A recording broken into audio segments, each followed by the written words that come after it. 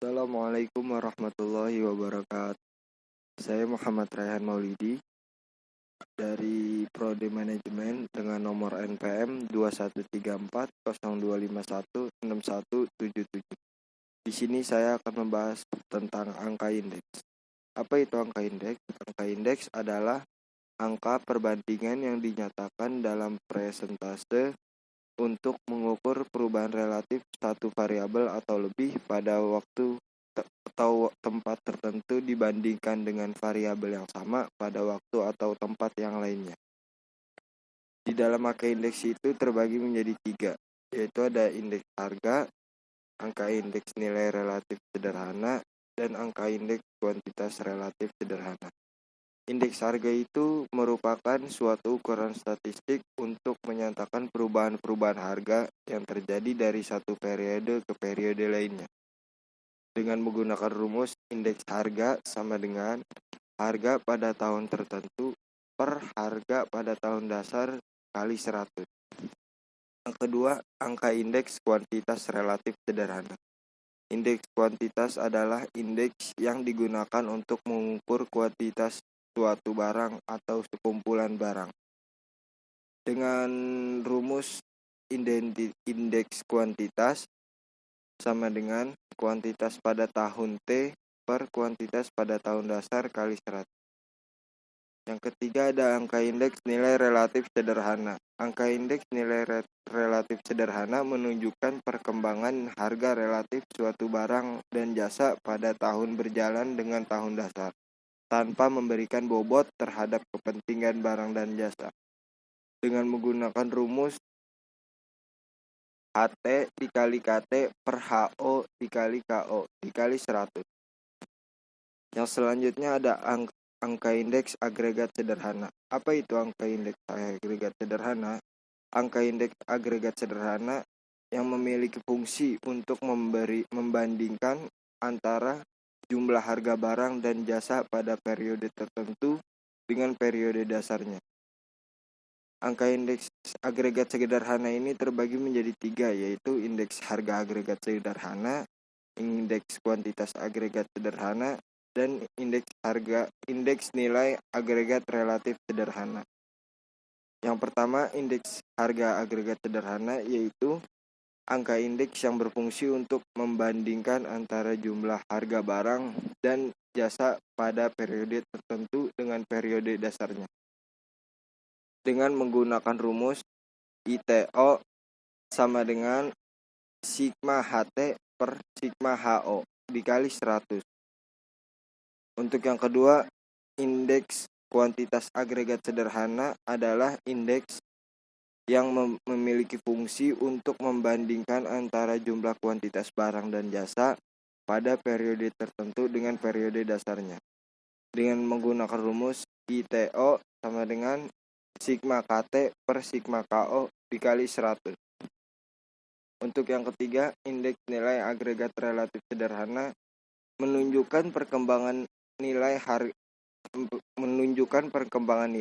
atau harga dikalikan dengan kuantitas sekelompok barang dan jasa pada suatu periode dengan periode atau tahun dasar lainnya. Dengan menggunakan rumus sigma HT kali KT per sigma HO kali KO dikali 100. Yang C, angka indeks tertimbang. Apa itu angka indeks tertimbang? Angka indeks tertimbang yaitu merupakan angka indeks yang mencerminkan pentingnya suatu angka penimbang atau bobot atau weight terhadap angka-angka lainnya. Pemberian bobot angka penimbang tersebut ditentukan berdasarkan pentingnya barang atau komoditi secara subjektif. Angka indeks tertimbang ini terbagi menjadi 6. Yang pertama ada metode Laspeyres, yang kedua metode Paste, yang ketiga metode Drobich-Bowley, yang keempat metode Ronald-Feicher, dan yang kelima metode Marshall and Edgeworth, dan yang keenam ada metode Wahl. Metode Laspeyres, metode ini menerapkan jumlah barang pada tahun dasar menjadi timbangan terhadap suatu harga.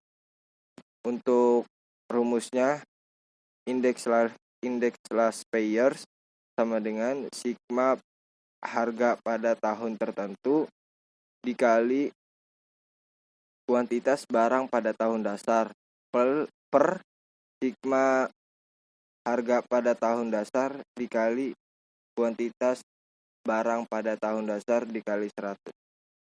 Yang kedua, metode Pasteur. Metode Pasteur ini memakai jumlah atau kuantitas barang pada tahun yang berjalan atau tahun yang dipakai sebagai timbangan terhadap harga. Menggunakan rumus IP sama dengan sigma PN dikali QN per sigma PO dikali QN dikali 100. Yang ketiga ada metode Drobish dan Bowley. Apabila selisih antara hasil perhitungan antar angka indeks last payers dan Pasteur relatif besar, suatu perhitungan angka indeks alternatif perlu dikembangkan. Pada tahun 1971, Drobish dan Bowley mengajukan untuk menyelaraskan keduanya. Ia menciptakan rumus yang merupakan titik temu antara kedua rumus tersebut. Dengan rumus ID sama dengan indeks last payers plus indeks Pasteur per 2. Yang keempat ada metode Ronald Fisher. Perjumlahan nilai angka indeks last payers dengan angka indeks Pasteur yang selanjutnya dibagi 2 dengan perhitungan mengandung penerapan rata-rata atau mean hitung. Padahal mean hitung itu sendiri memiliki kelemahan mendasar yakni sangat terpengaruh oleh nilai ekstrim. Untuk metode Ronald Fisher ini menggunakan rumus indeks Fisher sama dengan akar dari indeks last payers dikali indeks Pasteur. Yang kelima ada metode Marshall and Edgeworth.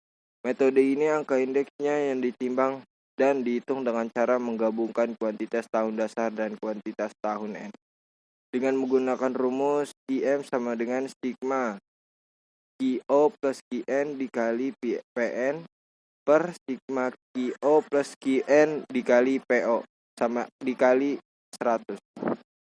Untuk yang keenam, metode Walsh adalah angka indeks yang menggunakan akar dari hasil kali antar kuantitas tahun dasar atau QO dan kuantitas tahun yang akan ditentukannya angka indeksnya atau QN sebagai penimbang. Dengan menggunakan rumus IW sama dengan sigma PN kali akar QO plus QN per sigma PO dikali akar QO kali QN dikali 100. Selanjutnya ada jenis-jenis angka indeks yang memiliki 4, yaitu yang pertama ada indeks harga konsumen atau IHK, yang kedua indeks harga produsen atau IHP, yang ketiga ada indeks harga petani atau yang keempat indeks implisit. Yang pertama indeks harga konsumen adalah indeks harga yang mengukur harga rata-rata dari barang dan jasa yang dikonsumsi oleh rumah tangga. Yang kedua indeks harga produsen adalah angka indeks yang menggambarkan tingkat perubahan harga di tingkat produsen.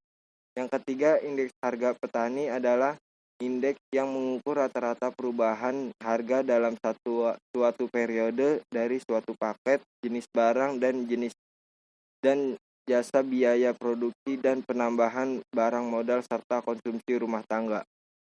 Yang keempat ada indeks implisit sebagai metode pembanding yang membandingkan antara pertumbuhan ekonomi dalam kajian nominal serta pertumbuhan ekonomi yang bersifat real.